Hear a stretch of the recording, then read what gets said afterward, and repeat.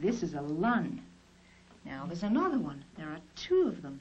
To illustrate that what the child has learned is a grammar and not a huge memory bank of phrases, Jean Gleason invented a test called the WUG test. This test shows how children can apply the rules of their language even to nonsense words that they could never have heard before. Now there's another one. There are two of them. There are two WUGs. Right. Oh, look at this funny one. This is a man who knows how to bod. He's bodding. He did the same thing yesterday. What did he do yesterday? Yesterday he... Bodded. Bodded, right. This is a gutch. Now there's another one. There are two of them. There are two... Gutches. Right. This is a Bic who owns a hat. Whose hat is it? It is the... Bic's. Now there are two Bics. They both own hats. Whose hats are they? They are the... Bic's. Right. Since children do tend to look for the most general rules, it leads to the error known as over-regularization. For example, the passive sentence is quite rare in English, and young children do not understand it. Instead, they treat it as the more common active sentence, taking the first noun as the agent of the action. I tell you what, can you show us something with these toys? Here. Could you show us the car is bumped by the truck?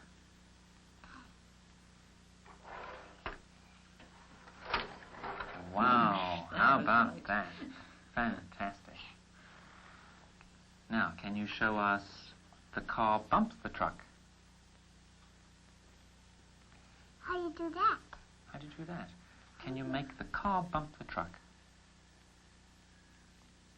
Again? Oh, again, okay.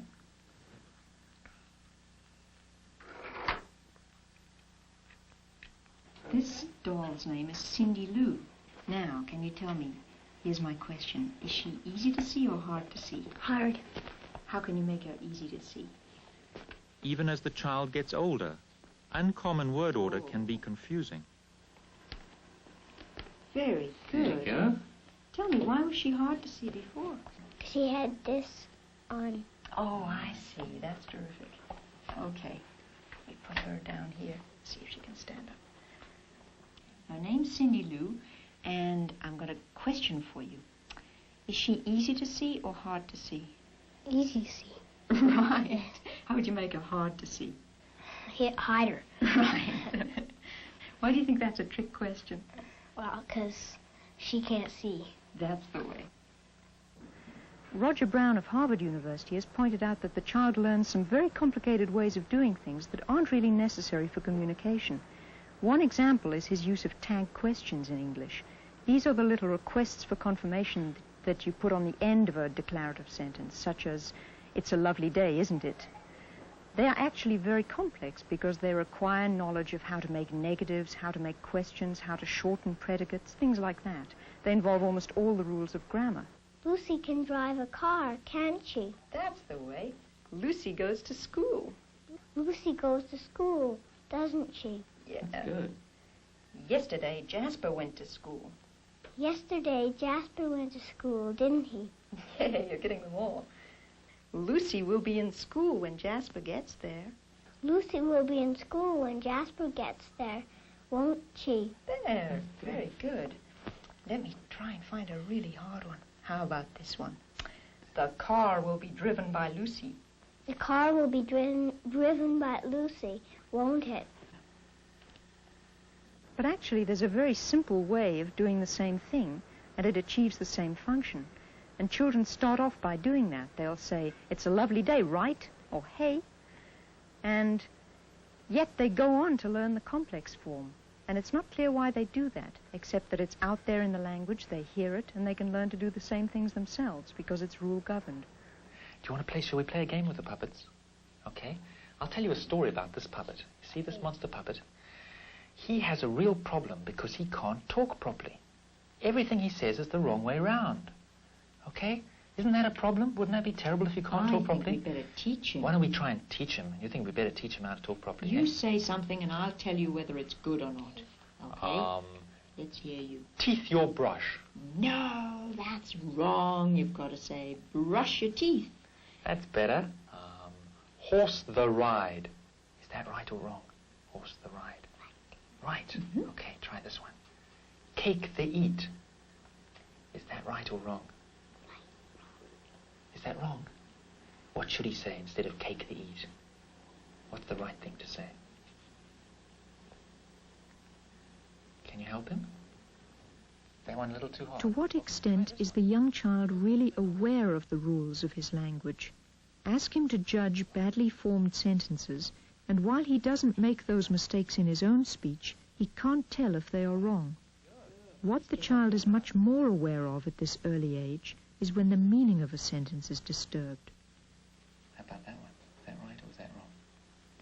Drink the chair. Yes, that's wrong. What should he say instead of drink the chair? You have to drink milk. That's much better, isn't it? Cake the eat.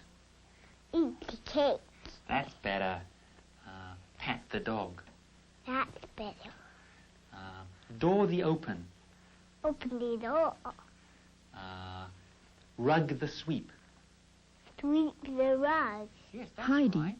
a year older than Andrew, is able to correct peculiar grammar and is now able to treat language as an object that she can manipulate and even play with. Tickle the table. That's right. That's right. Drink the chair. Share the drink. That's no good. I think you're having me on a little, aren't you? Out. In. Above. Below. Thin. Fat. Big. Small. Short. Tall. In front. And back. The child must learn the names for objects and how to classify objects into broader categories. He Yeah. also has to learn the complex relational terms and concepts of his language. Do you know what the opposite of hair is? Let's try another one. Come. Go. Deep. That's a hard one, isn't it? Should we have them have a tea party? Which one can the daddy sit in? He can sit in this one. Lovely. And where can the mommy sit? She can sit in this. The meaning of even such simple terms as big and little actually depends heavily on the context in which they are used.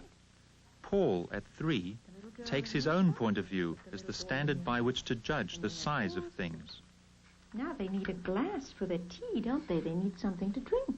Shall we get them one? Here we are. There's something to drink. Tell me, Paul, is this glass a big glass or a little glass? A little glass. That's right.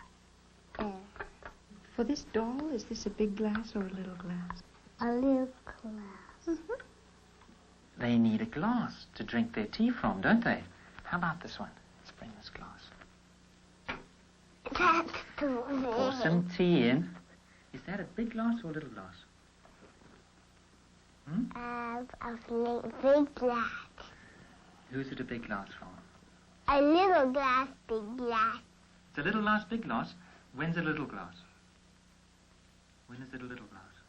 Oh, when we drink out of it. Oh, and when's it a big glass?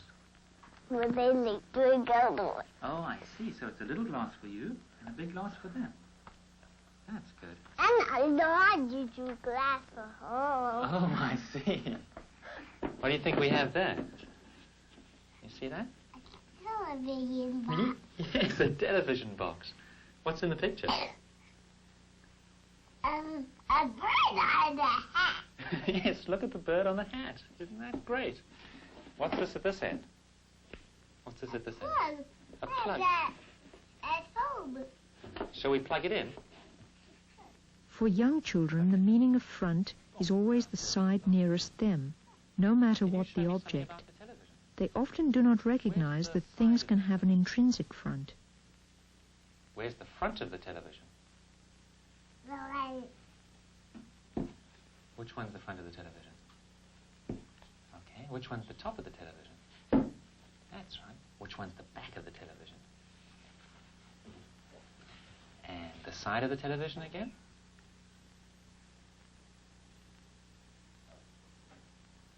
see the side of the television? Is there another side? Where's the other side? I tried to do this one, this one. Do you have sides too? That's See? right. Do you have a front? Huh? And a back? Here. That's great. Do you have a bottom like this has a bottom? Ah, and a top? That's right. I have everything that the box does. You have everything that the box does. Let's see if you have everything that this new one has. There is one exception to this early concept in children. If the object happens to be an animal, he has a front of his own, just like Becky has.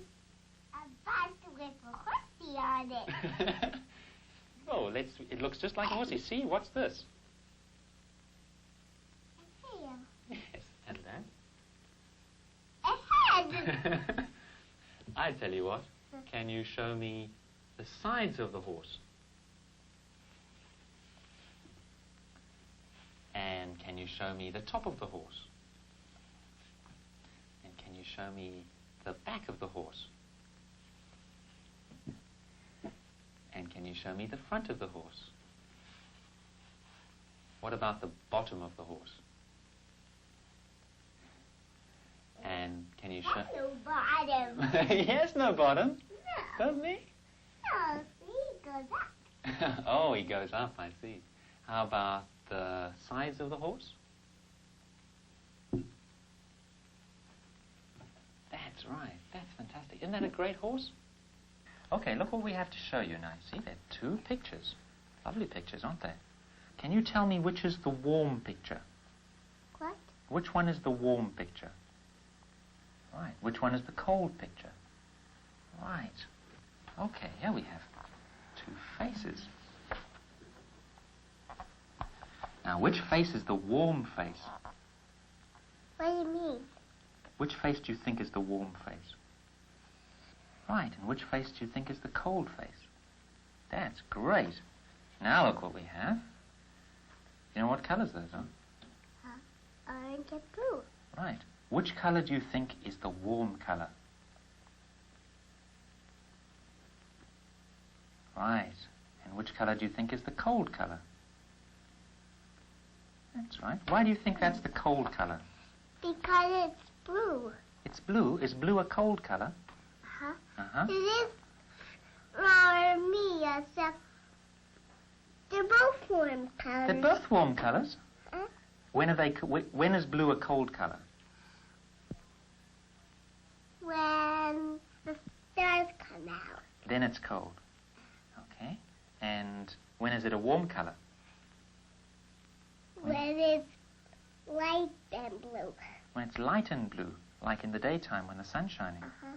That's right. And that's one because it's almost the color of the sunshine. Ah, that's right. Now, why do you think that's a warm face?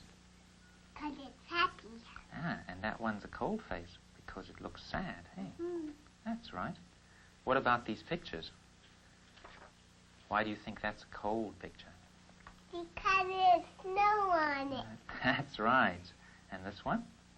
Because it's summer there. They're all out fishing. That's nice.